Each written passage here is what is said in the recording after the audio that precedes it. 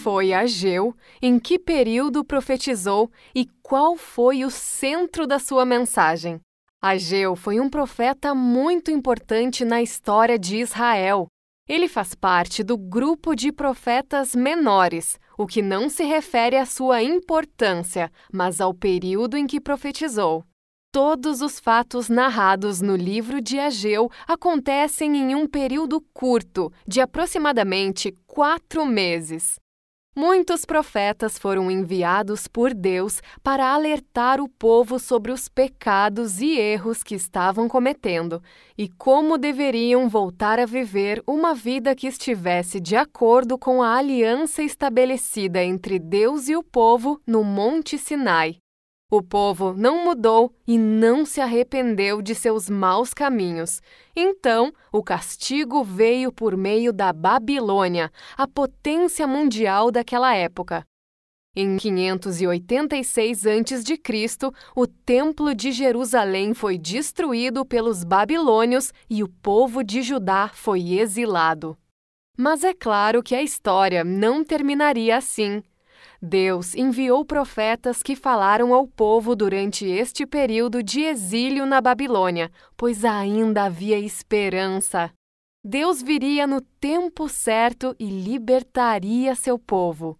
Ageu profetizou por volta de 520 a.C., depois do retorno do exílio.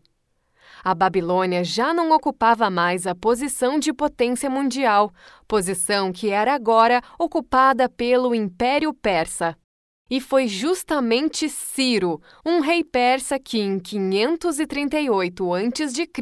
permitiu que todos aqueles judeus que desejassem pudessem voltar para Jerusalém e reconstruir o templo que ainda estava em ruínas.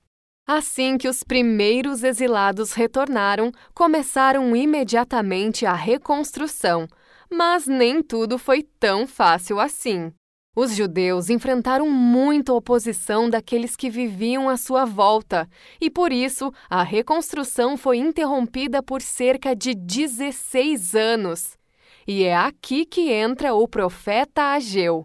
Este homem profetizou justamente nesse período, quando a reconstrução estava paralisada.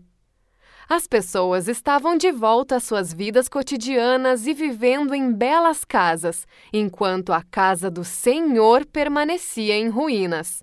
Ageu foi enviado por Deus para convocar o povo à obra, com uma mensagem de despertamento, repreensão e encorajamento.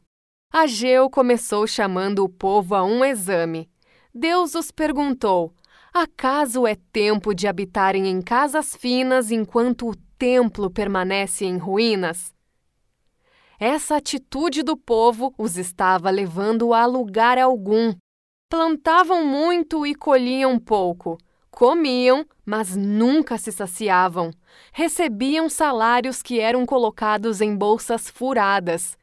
O céu estava retendo o orvalho e a terra estava seca, retendo seus frutos. Deus convoca o povo para voltarem ao trabalho e reedificarem sua casa. E o povo responde afirmativamente. Zorobabel, governador de Judá, e Josué, o sumo sacerdote, foram líderes fundamentais nessa reconstrução. A obra foi reiniciada exatamente 23 dias depois de ouvirem a primeira mensagem do profeta Ageu. Cerca de 1 mês depois, veio novamente uma palavra do Senhor por meio do profeta. Parte do trabalho já havia sido feita no templo, mas havia um problema. Esse novo templo não era tão grande e glamuroso como o anterior, que fora construído por Salomão. Aqueles que viram o antigo templo e agora viam o novo se desanimavam com essa realidade tão diferente.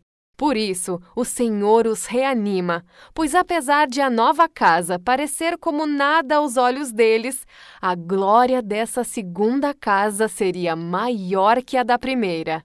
Cerca de 500 anos depois, Jesus Cristo, o próprio Messias esperado, andaria nos átrios do templo. A próxima mensagem do profeta tratava do conserto necessário entre o povo, os chamando para se limparem da imundícia e viverem em santidade. Se o povo fosse fiel e se afastasse do mal, seria abençoado, pois foi a infidelidade do povo para com Deus e sua aliança que os levou a enfrentarem o exílio, mas a obediência traria o favor do Senhor. A mensagem de Ageu ao povo se encerra com a confirmação de Zorobabel, governador de Judá. Essa mensagem fala da vinda do julgamento, mas também lhe promete uma honra especial. Deus diz a esse governador que faria dele como um anel de selar, instrumento usado para assegurar a autoridade e autenticidade de uma carta, servindo como uma espécie de assinatura. Neste momento, Deus estava garantindo e reafirmando sua promessa acerca do Messias vir da linhagem de Davi. Zorobabel foi o representante dessa linhagem escolhido por Deus para que esse pacto fosse renovado. Comprovamos isso quando vemos Zorobabel na genealogia de Jesus. Com Ageu, aprendemos que, se colocarmos Deus em primeiro lugar, Ele mesmo cuidará de nossas necessidades mais profundas. Mas, além disso, também somos relembrados de que Deus é o dono de toda a prata e ouro, mas decidiu realizar sua obra por meio de pessoas dispostas e prontas para o trabalho. Será que temos nos colocado à disposição do Senhor? Se você gostou do vídeo, não deixe de curtir, se inscrever no canal e ativar as notificações. Nos siga em nossas redes sociais e baixe o aplicativo da Bíblia em seu tablet ou smartphone. Até a próxima!